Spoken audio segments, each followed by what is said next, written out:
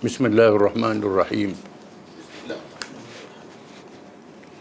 Alhamdulillahirabbil alamin. Ar-Rahmanir-Rahim. Maliki yaumiddin. Iyyaka na'budu wa iyyaka nasta'in. Ihdinas siratal mustaqim.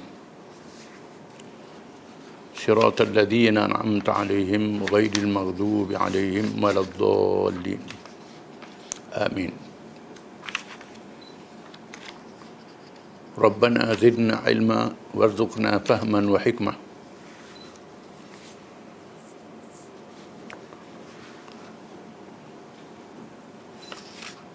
Seterusnya kita bincang tajuk mazhab Qadariyah. Salah satu daripada mazhab yang muncul dalam masyarakat Islam di zaman Abbasiyah. Mereka ialah golongan yang menyatakan bahawa perbuatan itu daripada hamba, bukannya dengan qada dan qadar daripada Allah Subhanahu wa taala. Kemunculan mazhab ini kerana penyelewengan daripada Allah Subhanahu wa taala, yang ini berpetunjuknya daripada Quran, dan kerana penyelewengan daripada pesanan Rasulullah SAW supaya jangan terlalu banyak membicarakan perkara qada dan qadar sehingga dapat dipengaruhi oleh bisikan-bisikan syaitan.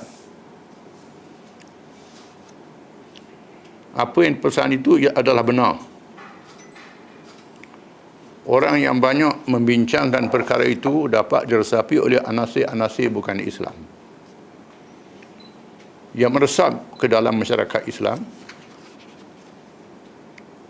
hasil pencampuran umat Islam dengan umat lain,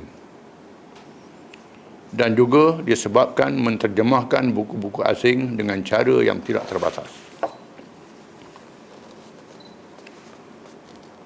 Selepas kejatuhan Empayar Parsi dan Rom, dan banyaknya penganut-penganut bukan Islam masuk Islam, sama ada kalangan ahli-ahli agama Samawi dan tidak Samawi, agama Samawi, Yahudi, Kristian, yang tidak Samawi, agama Hindu khususnya, termasuk agama Zarathustra, agama Majusi, walaupun dikatakan menyerupai agama Samawi, ada kitab. Namun mereka sudah menyeleweng daripada akidah tauhid yang dibawa oleh nabi-nabi dan rasul-rasul alaihi wassalatu wassalam. Walau mereka sudah masuk Islam, sudah mengucap dua kalimah syahadah, tetapi pengaruh pemikiran tentang akidah, tentang budaya dan lain-lain yang bercanggah dengan Islam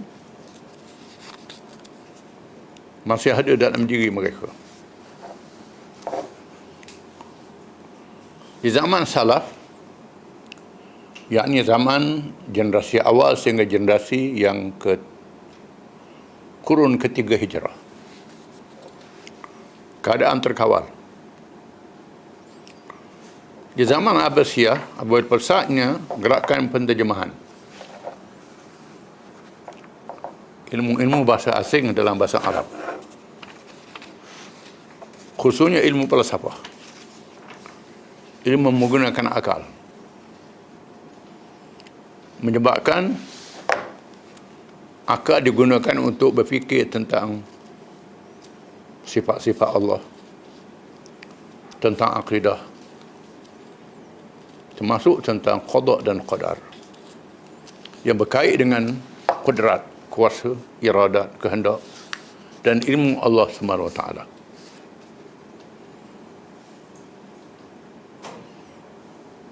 Kerana kejadian manusia mempunyai sifat yang unik, yang berbeza dengan makhluk-makhluk yang lain. Mereka punya akal, mereka punya roh, nyawa, anggota yang boleh bergerak, akal yang boleh memilih baik dan buruk. Tetapi mereka dipandu oleh hidayah Allah dengan kitab Allah Ta'ala. Dan perkara yang tak mungkin dicapai oleh akal mesti tunduk kepada wahyu. Khususnya rahsia-rahsia Allah Subhanahu Wa Ta'ala. La yus'alu amma yaf'al wa hum yus'alun. Allah tidak ditanya apa yang dia buat. Manusia yang akan ditanya oleh Allah. Di mana ayat ini dipahami oleh semua. Masalahnya mereka yang terpengaruh dengan ilmu akal ini fikir juga perkara yang tak dicapai oleh akal. Berbincang perkara qada dan qadar. Kalau sebelumnya mazhab Mu'tazilah yang menggunakan akal masih menganggap perbuatan hamba itu perbuatan Allah Ta'ala. Tapi Allah Ta'ala serah pada hamba. Jabariyah pula mengatakan hamba tak ada kuasa. Semua Allah Ta'ala buat. Mencuri, merampak, menyamun, maksiat, Tuhan buat semua. Hamba tak ada kuasa. Itu Jabariyah yang kita baca. Qadariyah ni menganggap Allah Ta'ala tak ada kuasa lagi pada hamba. Pada manusia. Manusia boleh buat apa saja. Di mana teori ini, falsafah ini bercanggah dengan hakikat kejadian manusia. Kalau manusia ada kuasa, maka semua ubat boleh sembuh. Orang berniaga tak ada rugi. Semua kerja dibuat mesti berjaya kalau manusia ada kuasa. Di sana berlaku pasang surut dalam kehidupan manusia. Menandakan adanya qada takdir daripada Allah.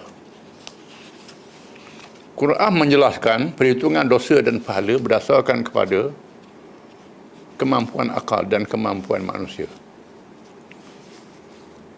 Perkara yang di luar kemampuan itu tak ada hitung dosa pahalanya. Itu nas Quran. Tapi mereka ni menolak perkara yang dinyatakan oleh nas. Mengatakan bahawa perbuatan hamba adalah kuasa hamba, tak ada kuasa Allah Ta'ala. Menurut para ulama sejarah Islam, di antara orang yang pertama menimbulkan pahaman Qadariyah ialah yang pertama Ma'bad Al-Juhani. Nama orang Ma'bad Al-Juhani. Imam Az-Zahabi telah menyebut dalam kitabnya Mizanul I'tidal, pada awalnya Ma'bad menjadi seorang ulama tabi'in yang dipercayai. Seorang yang bijak, belajar dengan ulama-ulama sahabat. Dimasukkan dalam ulama tabi'in. Tetapi cerdik sangat. Tetapi akhirnya dia membawa ajaran menyeleweng kerana menjadi orang yang pertama bercakap berkenaan qadar dengan cara yang menyeleweng. Mengatakan kuasa daripada hamba, tak ada kuasa daripada Allah Ta'ala. Yang kedua, Ghailan ad-Dimashqi, orang Dimash. Dimash ni ialah ibu negara Syria, orang Syria. Dia telah menganut fahaman ini dan meneruskan penyebarannya selepas Ma'bad, iaitu di zaman Umar bin Abdul Aziz, zaman Khalifah Umar bin Abdul Aziz, seorang khalifah Amawiyah yang adil, yang terkenal, seorang yang alim, mujtahid. Dan Umar bin Aziz ini ada mazhab dia. Dulu bermazhab Syafi'i, Hanafi, Hanbali, Maliki. Mazhab dalam Islam itu bukan 4 itu saja, banyak mazhab. Mazhab Hanafi, Maliki, Syafi'i, Hanbali ini zaman kemudian. Dulu pada itu ada mazhab Hasan Basri, mazhab Sufyan al-Thawri, mazhab Sa'id bin Musayyab, mazhab Sa'id bin Jubair. Itu zaman tabi'in, zaman sahabat, mazhab Ibn Abbas, mazhab Abdullah bin Umar, Abdullah bin Mas'ud. Abdullah bin Amr bin As. Itu mazhab-mazhab dalam Islam. Dan Umar bin Aziz ialah seorang khalifah yang alim. Ada mazhab dia, ada ijtihad dalam hukum fiqh. Di antaranya ialah, sebagai contoh, Umar bin Aziz berpendapat di samping zakat yang diwajibkan pada harta perniagaan, pertanian dan sebagainya, rikas, barang-barang yang dijumpa dalam bumi, orang barang zaman dahulu yang ditemui, termasuk ialah hasil laut. Dia ambil khumus, itu ijtihad Umar bin Aziz. Ada mazhab. Mereka yang belajar ilmu ekonomi, kawangan Islam akan berjumpa dengan mazhab ini. Mazhab Umar bin Aziz. Di mana Al-Qadhi Abu Yusuf menulis kitab Al-Kharaj, kitab tentang hasil cukai. Disebut mazhab Umar bin Abdul Aziz. Beliau seorang khalifah yang adil. Di zaman Umar bin Aziz muncul Ghailan Dimashqi. Dimashq ialah pusat kerajaan Umayyah. Lalu khalifah yang adil dan alim ini memanggilnya untuk berdebat dengan Al-Imam Al-Auza'i, sehingga dia menyerah kalah Ghailan, dan berkata kepada khalifah, wahai Amirul Mukminin, saya datang dalam keadaan sesat, lalu kamu menunjukkan kepada saya jalan yang benar. Saya datang dalam kejahilan, lalu kamu mengajar saya. Demi Allah, saya tidak mahu bercakap lagi perkara itu. Mengaku tak mahu bercakap lagi dengan mazhab Qadariyah. Tetapi selepas Khalifah Umar bin Abdul Aziz meninggal dunia, Abdul Aziz ni mati diracun, merintah 2 tahun saja. Zaman pemerintahan dia, hasil negara melimpah ruah, sehingga 8 bahagian zakat, walaupun habis dibahagi bahagian-bahagiannya, masih ada baki duit zakat. Sehingga dia beristihad, boleh beri zakat lebih daripada 8 bahagian. Antaranya ialah memberi zakat kepada anak-anak muda yang tak mampu berkahwin kerana tak ada harta. Itu ijtihad Umar bin Abdul Aziz. Sebagai contohlah, dia ijtihad. Zaman dia ni zaman hasil negara melimpah. Bayar gaji pegawai kerajaan pun masih ada baki lagi. Buat pembangunan masih ada baki lagi, berkat. Dia merintah 2 tahun saja. Pemerintahan dia adil, dan dia balik pada syura, mesyuarat, menyebabkan mereka yang fanatik dengan Umayyah mengikut sejarahnya meracun dia dan mati. Tapi meninggalkan pesaka ilmu yang banyak, terkenal dengan adilnya. Bila Umar Aziz meninggal dunia, Ghailan Dimashqi menyebarkan ajaran punya, ajaran sebar balik. Tadi dia kata dia bertaubat. Lalu Khalifah Hisham bin Abdul Malik memanggilnya untuk berdebat dengan Al-Imam Al-Auza'i. Imam Auza'i masih ada. Sehingga dia menyerah kalah. Tetapi menyebarkan ajarannya juga. Masih degil. Sebar ajaran dia. Dengan beraninya dia berkata, qada baik dan jahat itu daripada hamba, bukan daripada Allah.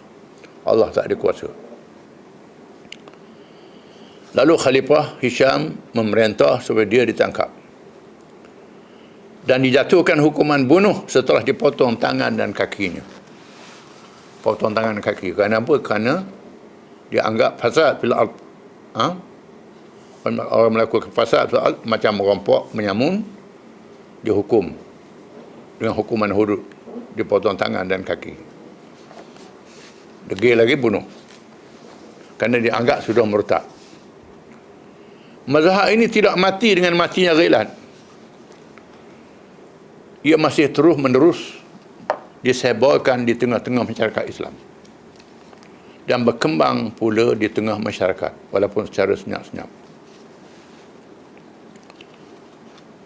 Adapun Ibn Abbasah menyebut dalam kitabnya Syarah Al-Uyun bahawa orang yang bercakap, yang pertama bercakap dengan pahaman Qadariyah ialah seorang Nasrani yang memeluk agama Islam. Dia dari negeri Iraq.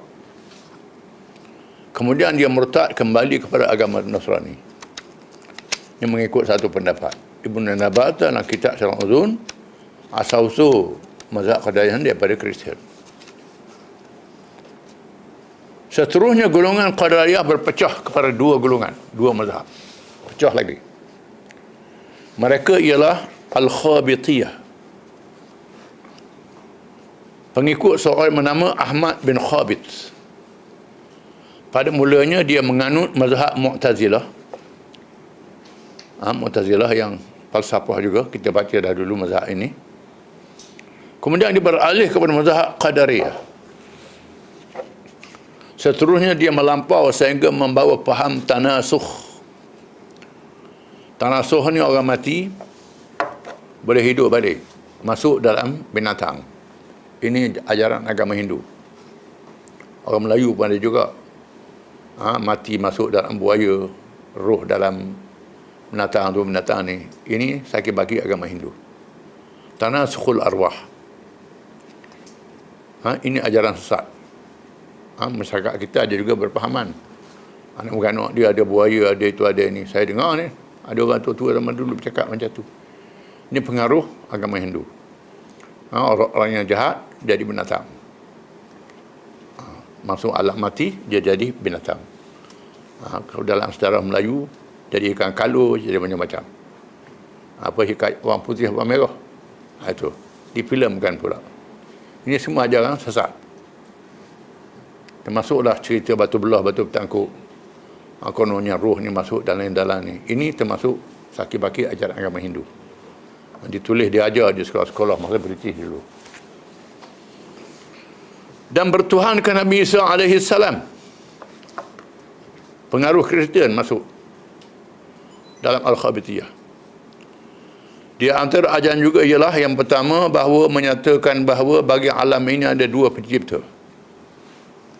Dia Tuhan bagi alam.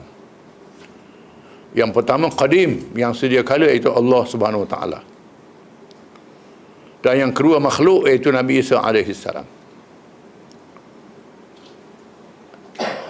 Dia mengaku dia Islam, dia terhadap dia Kristian. Di mana dia digelar kalimatullah. Quran menyebut kalimah Allah. Kalimah Allah kan Tuhan bermakun fayakun. Tuhan kata jadi, jadilah, bukan Tuhan tu ayah. Tidak. Ini ajaran salah. Pendapat ini juga dianut oleh seorang bernama Fadl Al-Hadathi. Ini tokoh-tokoh dia. Yang kedua, mereka juga sependapat dengan Fadl Al-Hadathi yang menyatakan bahawa Nabi Isa AS itu anu Allah, bukan dengan makna diperanakkan. Al-Masih AS juga akan menghisap manusia pada hari kiamat nanti, bukan Allah saja. Dia datang bersama dengan diiringi oleh para malaikat. Ini ajaran karut yang dibawa. Yang ketiga, setiap jenis haiwan itu adalah satu umat. Dan setiap umat itu ada rasul masing-masing dari segala jenisnya. Maknanya lembu pun ada rasul, khubak pun ada rasul, pakak ada rasul belaka. Ini sudah mengarut. Anjing pun ada rasul saja. Jadi masing-masing binatang ada rasul masing-masing. Ini sesat ajaran ini. Alhamdulillah bercakap Melayu tak ada. Yang adanya Ayapin. Ayapin itu lain pula, cerita lain. Batiniyah. Dah mati dah Ayapin ni. Yang keempat, menganut pahaman tanasuh yang berpindahnya roh pada jasad yang lain. Ditekan dulu. Iaitu ajarannya berasal dari agama Hindu dan Greek Purba. Kemudian mempengaruhi agama Kristian. Mazhab Kristian, bukan semua Kristian.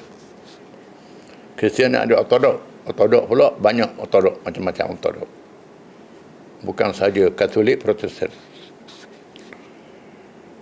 Apabila mereka menganut dan berpegang dengan pahaman tersebut di atas, maka para ulama menghukumkan mereka keluar daripada agama Islam. Wal'iyadu billah, ada wal'iyadu billah. Boleh berjatuh. Allah Ta'ala lindungkan daripada kesesatan ini. Itu termasuk dalam ajaran sesat. Wallahu a'lam.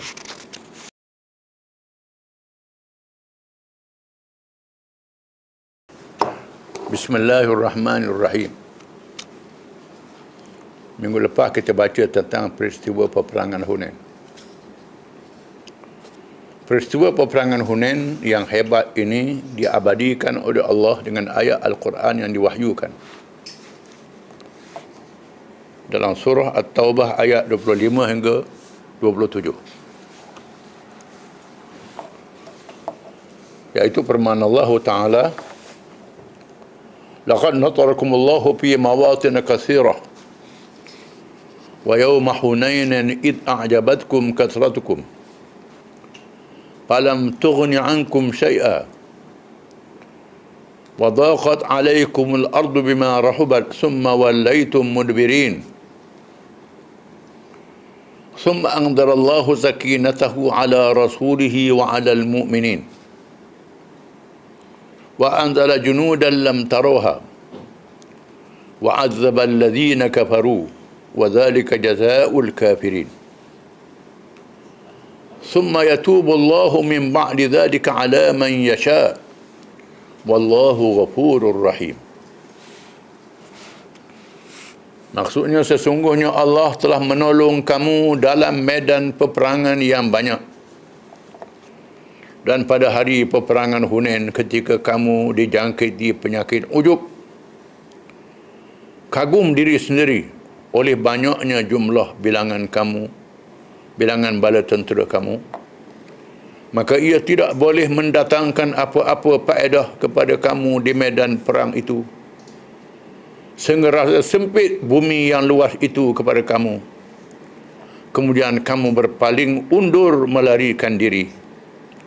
Kemudian Allah menurunkan semangat ketenangan ke atas Rasulnya sallallahu alaihi wasallam dan ke atas orang-orang yang beriman, dan Allah menurunkan bala tentera yang tidak dapat kamu melihatnya, serta ia menyeksa orang-orang yang kafir, dan demikian itulah balasan bagi orang-orang yang kafir. Kemudian Allah menerima taubat orang-orang yang ia kehendaki, memberi hidayah memeluk Islam sesudah itu, dan Allah Maha Pengampun lagi Maha Penyayang. Kita baca minggu lepas, bila Nabi sudah berjaya membebaskan Mekah, ramai yang masuk Islam. Ketika masuk Mekah, jumlah bala tentera Islam 10,000. Campur dengan baru masuk Islam yang mu'alaf, termasuk yang ikut tumpang sama yang bukan Islam, yang semangat kabilah Quraisy dan Mekah, jumlahnya 12,000. Mereka keluar menuju ke lembah Hunain bila mendapat maklumat kabilah Saqif dan Hawazin bersedia untuk menyerang mereka. Dengan jumlah yang ramai, datang perasaan ujub. Ujub ni perbincangan ulama tasawuf, iaitulah sifat yang keji yang ada dalam diri manusia, kagum dengan diri sendiri, syok sendiri. Dalam bahasa kita ni syok sendiri. Rasanya aku baik, rasa aku kuat, aku ni orang yang saleh. Itu ujub, sifat yang buruk menjadi sifat yang haram. Perbincangan ilmu tasawuf. Allah Ta'ala mendedahkan kalangan mereka yang terlibat dalam perang Hunain ini, ramai yang datang dengan semangat ujub ada dalam diri mereka, sehingga ada yang menganggap mereka tak mungkin dikalahkan. Lan nughlaba ba'dal yaum, kita tak akan dikalahkan lagi selepas ini. Nabi sangat risau bila ramai yang bercakap begini. Lalu Allah mengajar mereka, mendidik mereka, diserang oleh musuh. Peristiwa Hunain mengajar umat Islam di sepanjang zaman bukan sahaja mereka yang hadir perang Hunain. Apabila mereka dikepung oleh tentera Saqif dan Hawazin yang melindung di balik celah batu-batu bukit, menyerang dengan hujan panah, menyebabkan lari bertempiaran. Terkejut, tergamam. Hingga beberapa orang saja dengan Nabi SAW. Nabi tak lari. Nabi seorang Rasul yang gagah berani. Dan sahabat-sahabat yang setia, ketua-ketua keluarga yang dekat, termasuk keluarga yang dekat dengan Nabi, tak lari walaupun dihujani panah. Kemudian berlaku mukjizat yang kita baca minggu lepas. Pertolongan Allah dengan tentera yang tak dapat dilihat. Bila Nabi turun daripada baralnya, keledainya, memegang pasir yang diambil bertanah, dicampur, dan debu-debu yang halus ni mencari mata pemanah yang ramai itu, menyebabkan berhenti memanah. Lalu dipanggil mereka yang lari itu datang semula, dan datang melakukan serangan balas dan dapat diselamatkan. Kita baca dah minggu lepas. Namun peristiwa ini mengajar umat Islam. Allah Ta'ala turunkan wahyu untuk dibaca oleh umat Islam sehingga hari kiamat. Peristiwa Hunain mengajar umat Islam di sepanjang zaman supaya sentiasa bertawakal kepada Allah. Setelah berisra dengan sebab musabab yang zahir daripada manusia. Ini masuk dalam qada dan qadar. Menandakan kuasa Allah. Manusia tak ada kuasa. Manusia boleh berusaha dan berikhtiar saja. Mesti bertawakal kepada Allah. Sifat tawakal ni wajib. Pada prinsipnya, ciri yang terdapat pada Hunain sama dengan peperangan Uhud.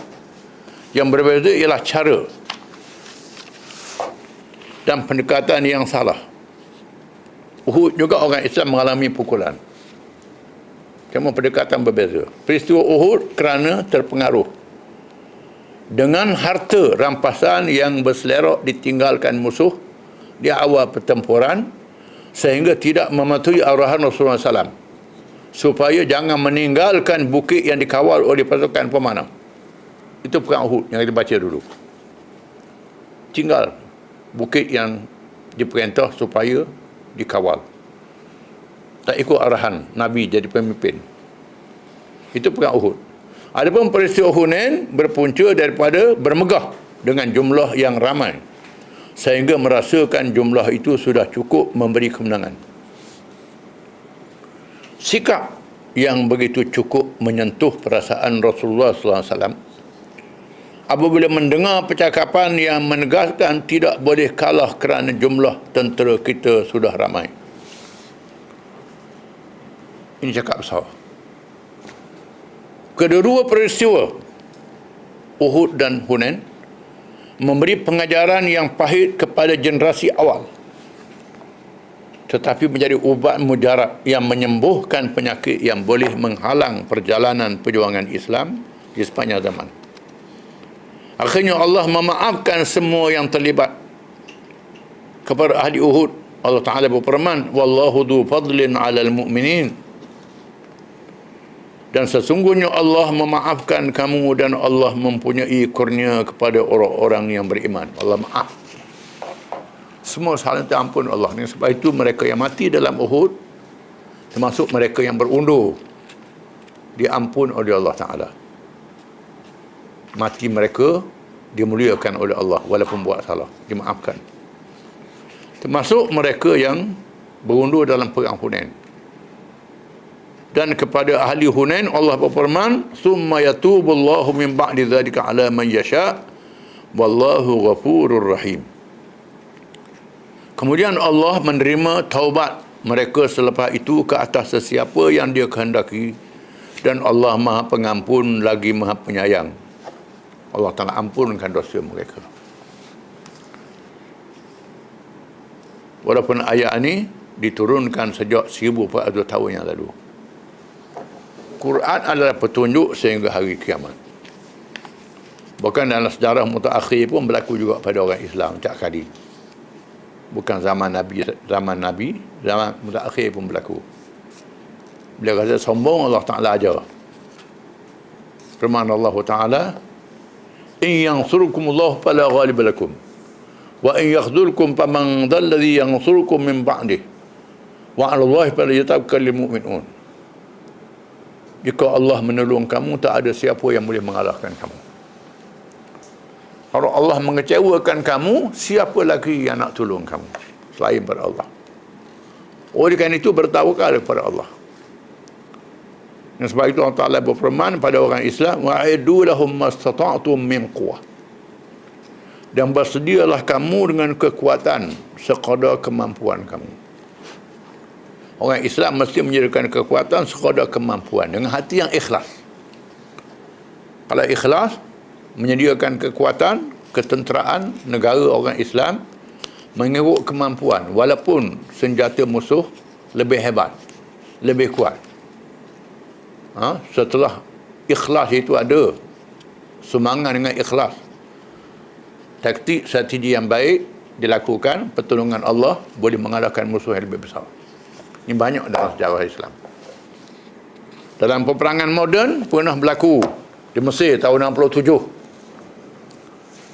Bila Mesir dan negeri Arab mengumpulkan senjata-senjata yang banyak, dapat bantuan dari Blok Timur masa itu, tahun 67. Sehingga ada pemimpin yang bercakap nak humam Israel dan Laut Mediterranean. Dalam masa seminggu, 2 minggu boleh kalah Israel, cakap besar. Perang 67. Di abad yang lalu. Akhirnya Mesir dan negeri Arab diserang, kalah teruk dalam peperangan itu. Kekalahan tahun 67 berlaku pada Mesir, Jordan, Syria, sehingga Sinai ditawan oleh Israel, Baitul Maqdis ditawan oleh Israel, tebing barat tawan oleh Israel, tanah tinggi Golan di Syria sampai hari ini ditawan oleh Israel. Selepas mereka tawan bumi Palestin. 48 dia tawan Palestin, 67 tambah lagi kerana orang Arab cakap besar. Namun tahun 73 boleh menang sikit bila mereka ikhlas dengan pertolongan Allah. Allah Ta'ala tolong. Itu pengajaran. Bukan saja zaman Nabi, termasuk zaman kita. Peperangan Hunain menjadi contoh. Peperangan Hunain menyebabkan orang yang lemah iman pada awalnya menjadi kuat. Dan orang yang belum Islam dan tebal dengan syirik tiba-tiba mendapat hidayah Allah dan terus masuk Islam. Kerana melihat pertolongan Allah secara menakjubkan kepada Islam dan Rasulnya sallallahu alaihi wasallam. Permulaannya mereka lari, bila datang pertolongan Allah, mereka yang lari diampun oleh Allah dan iman tambah kuat. Termasuk yang bukan Islam, yang Nabi minta senjata dengan dia, terkenal Nabi minta senjata dengan dia. Dia tak Islam lagi. Dia tak Islam. Dia ikut sama perang Hunain. Masa mula dia tak Islam, lepas Hunain dia masuk Islam. Banyak sahabat-sahabat Nabi yang masuk Islam, kalangan orang Mekah dan lain-lain, ketika berlaku perang Hunain. Dalam peristiwa ini Allah telah memilih syuhada dalam kalangan orang yang beriman selama 4 orang sahaja. Lihat pada serangan hebat tu ramai lah mati, tapi 4 orang saja mati, orang Islam. Dan dibunuh dalam kalangan musyrikin sampai 70 orang. Musuh 70 orang. Itu pertolongan Allah. Memburu musuh. Selepas berlaku pertolongan Allah, musuh yang bertempiaran melarikan diri berpecah pada 3 kumpulan.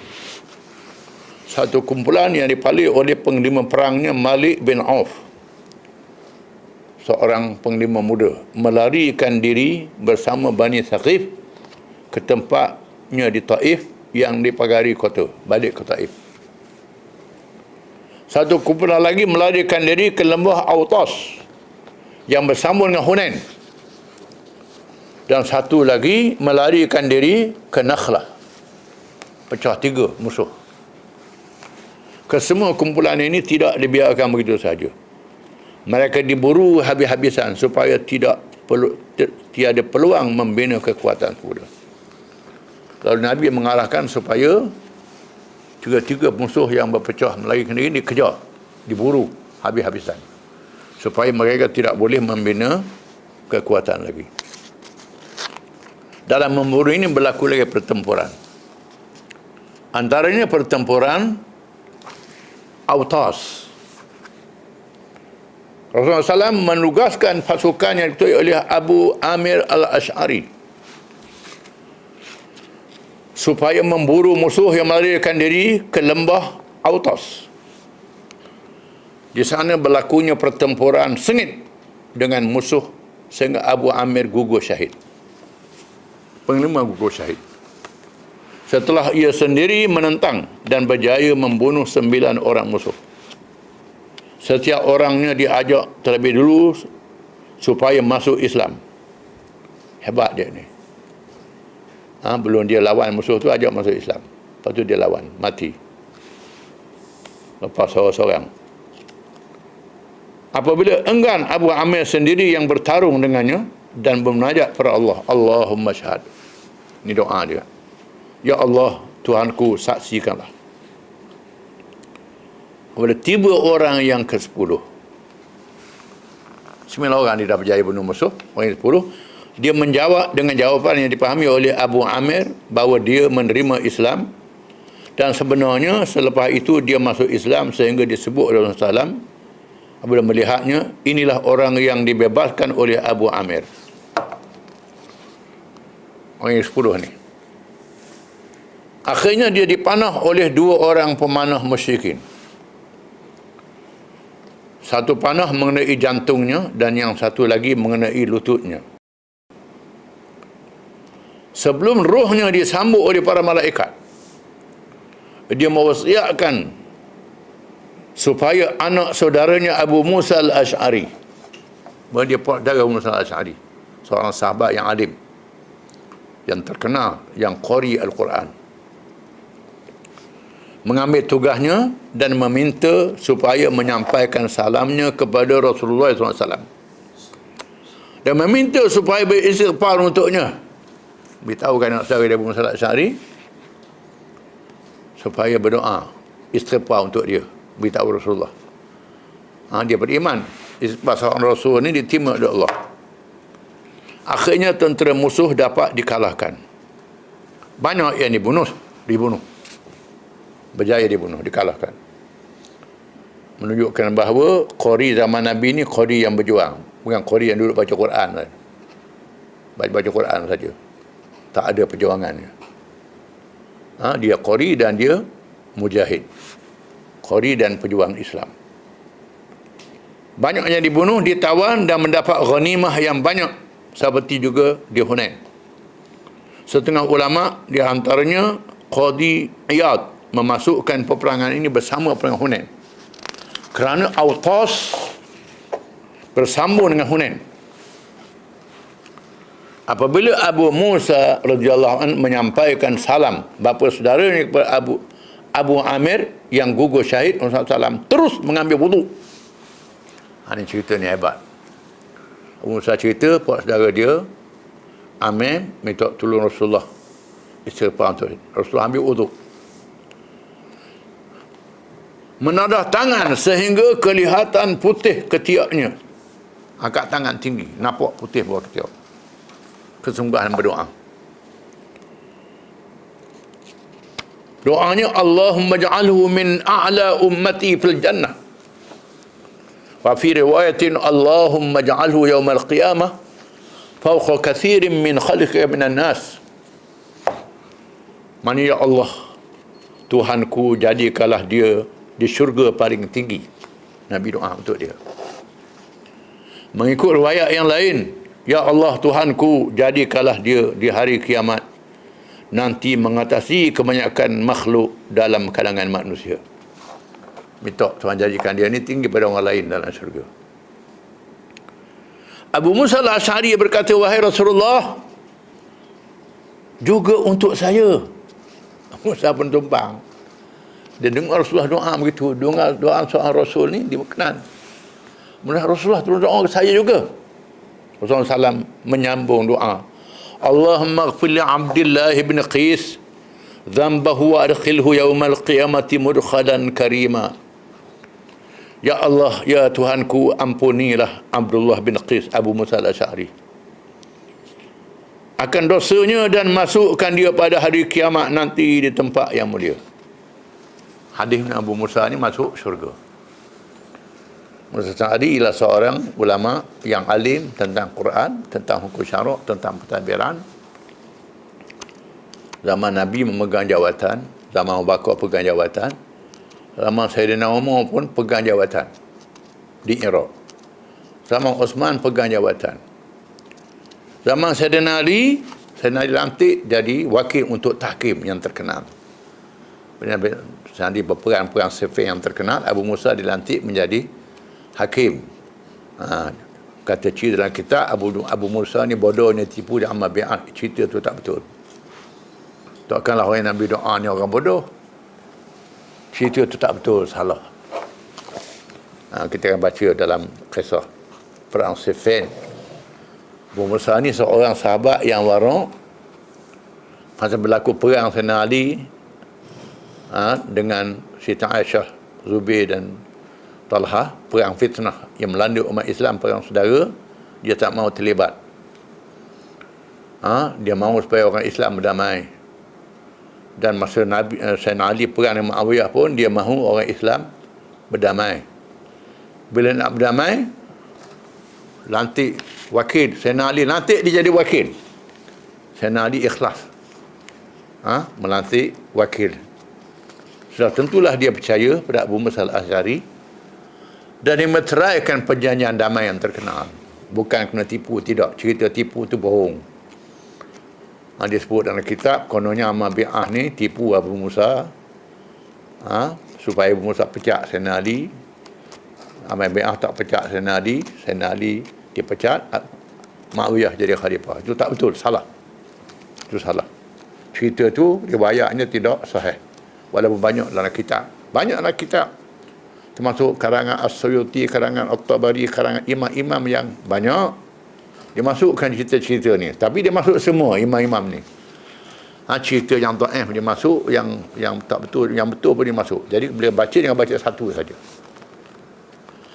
Riwayat yang mengatakan bahawa Abu Musa ditipu oleh amal bi'ah itu riwayat yang direka-reka.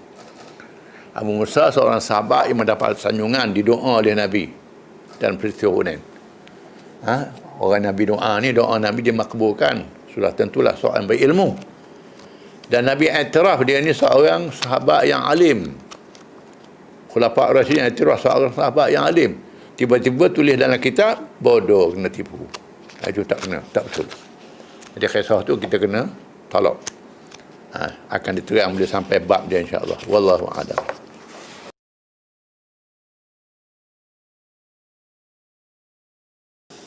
A'udzu billahi minasy syaithanir rajim.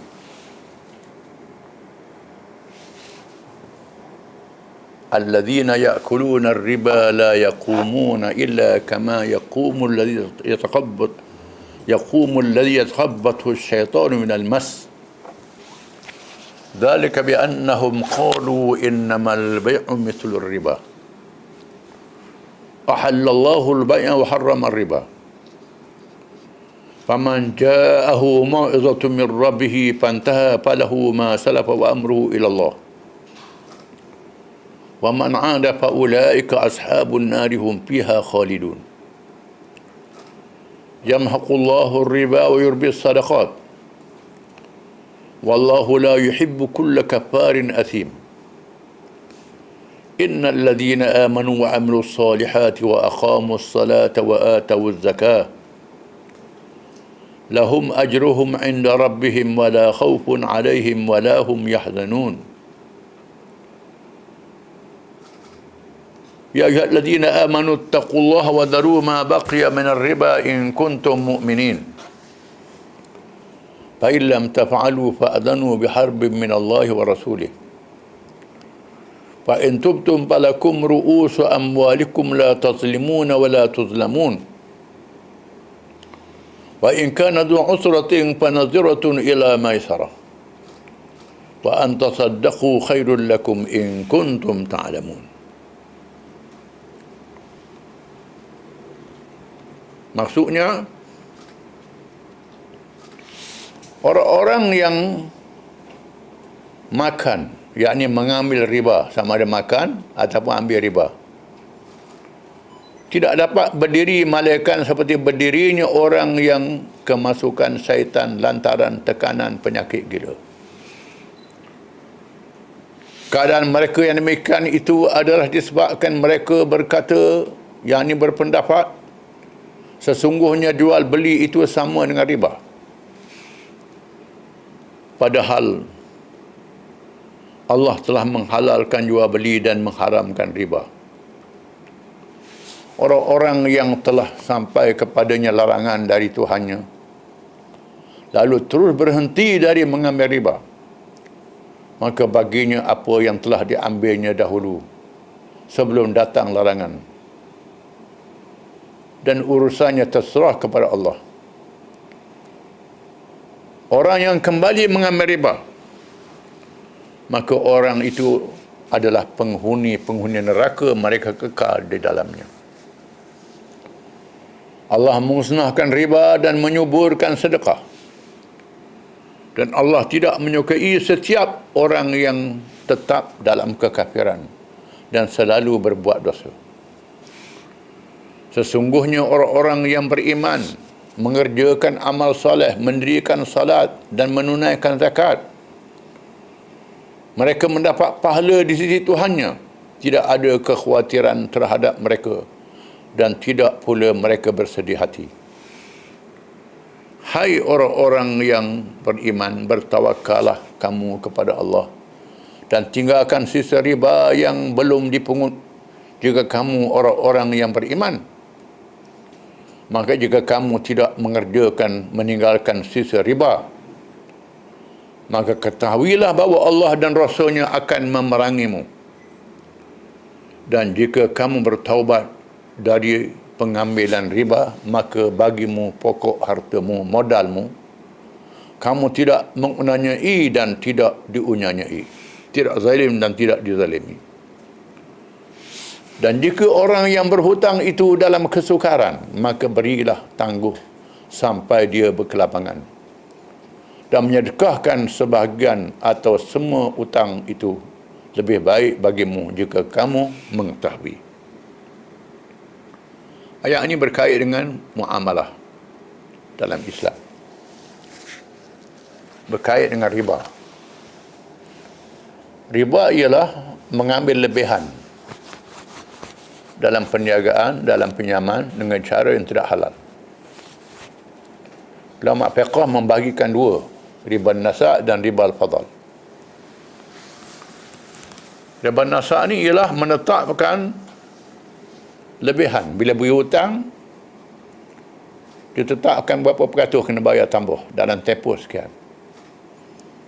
Tempoh setahun berapa peratus kalau tangguh itu. Bukan bayar hutang itu saja, dia tetapkan berapa peratus dalam tempoh sekian-sekian. Itu riba nasa'. Yang tak ada khilaf kalangan ulama haramnya. Tak ada khilaf langsung. Yang kedua, riba al-fadal. Iaitu riba memberi pinjam barang, bayar dengan barang. Beri pinjam beras, beri pinjam gandum dengan gandum, daging dengan emas dengan emas.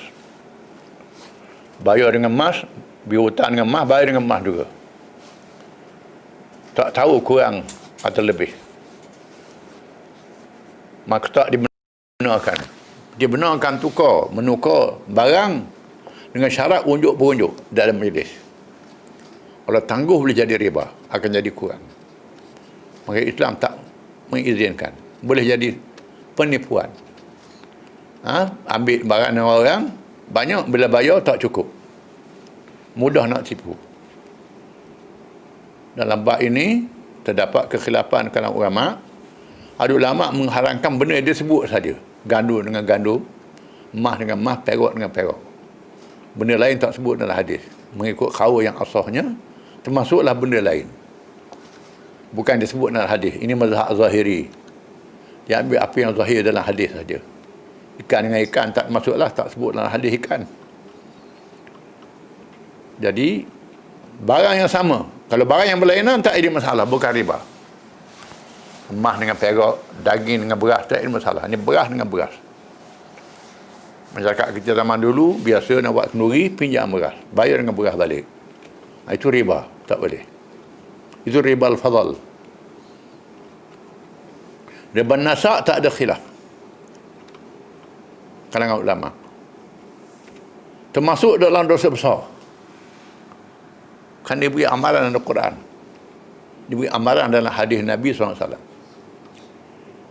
Antara ayat-ayat yang dibaca ni, alladzina yakulun riba la yakhumuna illa kama yakhumu yatakhabbatu syaitan minal mas. Orang yang makan riba tidaklah bangun, yang ini tidak bangkit pada hari kiamat kelak. Bila bangkit hari kiamat, dia bangkit macam orang gila yang dirasuk oleh syaitan. Kerana di atas dunia ni, dia gila nak harta. Tamak nak harta. Ikut nafsu je. Dalam Islam, hutang ni adalah tolong-menolong dalam masyarakat. Dan sebab itu, disebut dalam hadis Isra' dan Mi'raj, menarik hadis ni, ulama khilaf. Nabi tengok, dia tulis di pintu syurga, orang yang beri sedekah 10 kali ganda. Yang beri hutang berbelah kali ganda. Lebih pada 10.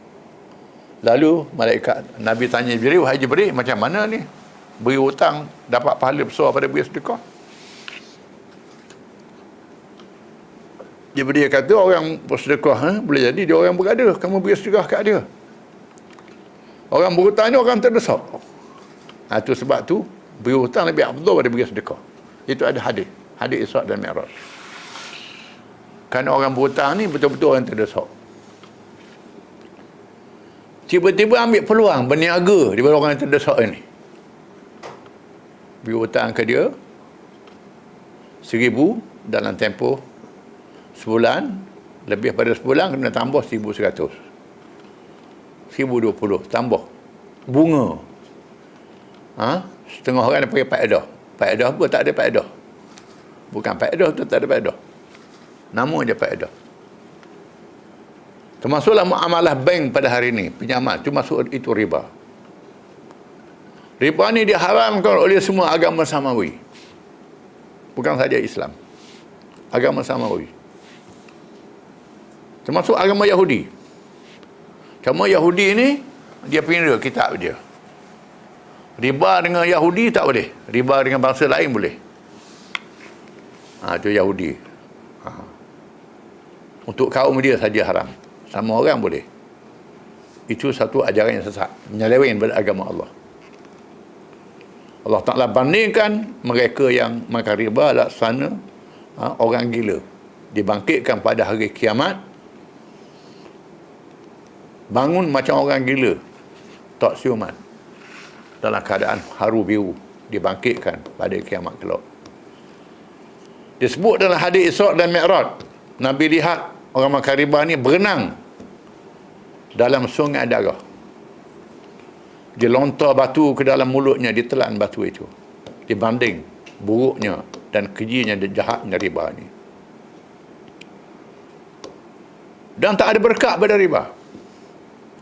Orang yang buat pinjaman, sama ada individu termasuk negara yang buat pinjaman riba ni, tak selesai masalah.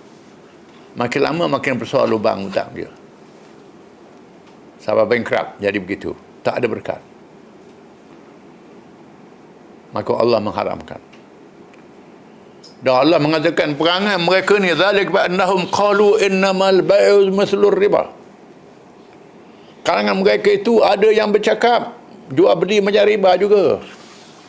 Ini keperluan zaman. Macam jual beli juga tak ada salah mempermainkan hukum Allah. Ahallallahu al-bay' wa harrama riba. Padahal Allah Ta'ala menghalalkan jual beli dan mengharamkan riba. Jual beli yang baik dihalalkan. Bila dihalalkan dapat pahala.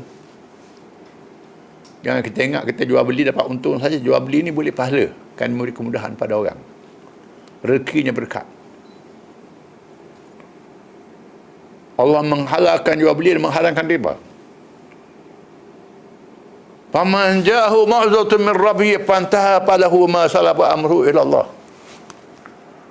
Maka sesiapa yang datang kepadanya perintah Allah, ajaran Allah, lalu dia berhenti daripada riba,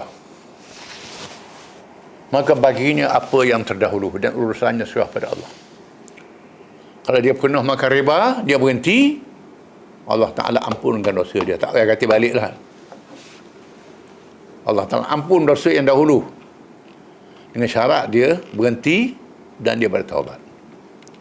Ada juga orang, dia ambil duit riba ni, dia beri ke masjid, dia beri ke ni, duit riba. Kononnya buat kebajikan lah, tapi tak bertaubat. Itu tak jadi. Itu tak betul. Ayat ni mengatakan mesti bertaubat. Kalau nak bertaubat, Allah Ta'ala ampun taubat, berhenti riba. Lebih baiknya duit riba tu buat kebajikan dan bertaubat, berhenti daripada taubat, berhenti daripada riba. Syarat taubat ni meninggalkan maksiat. Kalau maksiat tak tinggal, tu bukan taubat, tu tahu buat. Bukan taubat, tahu buat. Nak buat lagi, itu tak betul. Salah. Orang yang buat dosa dulu, Allah Ta'ala ampun. Sama mereka yang masuk Islam. Dosa dia masuk Islam, dia ampun oleh Allah semuanya. Orang jahat balik sedar insaf, dia ampun dosa macam anak kecil, bersih. Apallahu amma salaf, Allah tak ampun apa yang dulu. Wa man ada, dan siapa yang kembali semula, fa ulaika ashabun narihum fiha khalidun. Mereka itu ahli neraka dan kekal selama dalam neraka. Ini mereka yang menghalalkan riba. Maksudnya mereka yang katakan riba ni halal, menghalalkannya haram, menyebabkan jadi kufur. Kufur nikmat dan kufur i'tiqad. Yamhaqullahu riba wa yurbi sadaqat. Allah Ta'ala membinasakan, menjadikan riba itu buruk dan mengembangkan kelebihan bersedekah. Sedekah ada kelebihan. Wallahu la yuhibbu kull kafarin athim. Allah Ta'ala tak suka mereka yang kufur dan membuat dosa. Keras firman Allah tentang riba ni. Dia anggap kufur, sekurang-kurangnya kufur nikmat. Kalau kata riba tu halal, kufur i'tiqad, itu lagi berat.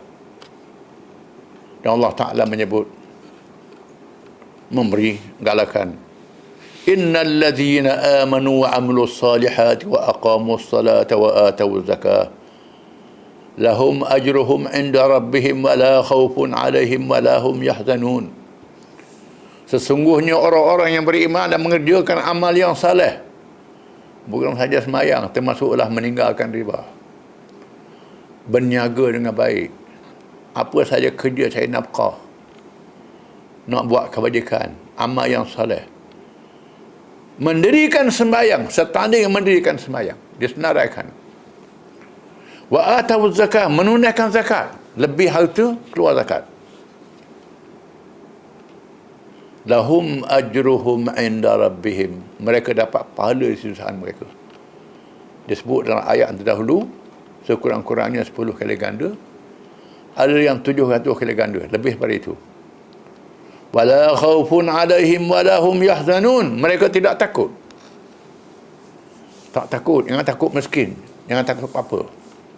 Atas dunia pun tak takut, di akhirat lagi tak takut. Dan mereka tak sedih meninggalkan keluarga, kerana harta jadi berkat. Sesungguhnya Allah Ta'ala mengulangi seruan pada mereka yang beriman. Ya ayyuhalladzina amanu taqullaha wa dharu ma baqiya minar riba in kuntum mu'minin. Wahai orang-orang beriman, bertakwalah kamu kepada Allah dan tinggallah saki baki riba. Dimasukkan dengan takwa kepada Allah, meninggalkan riba. Betapa besarnya suruhan Allah supaya meninggalkan riba ni. Orang yang tinggal riba ni orang yang bertakwa kepada Allah. Yang tak takwa tak tinggal riba. Takwa ni penentuan harga diri manusia Allah. Inna akramakum indallahi atqakum. Yang paling mulia, yang paling bertakwa. Bukan keturunan, baka, harta benda, warna kulit, pangkat, bukan. Yang bertakwa. Di antara takwa itu meninggalkan riba. In kuntum mu'minin, jika kamu benar-benar beriman. Kalau kamu sungguh beriman, percaya pada Allah dan Rasul, percaya pada hari akhirat, percaya pada amaran Allah, tinggallah riba, bertakwa pada Allah.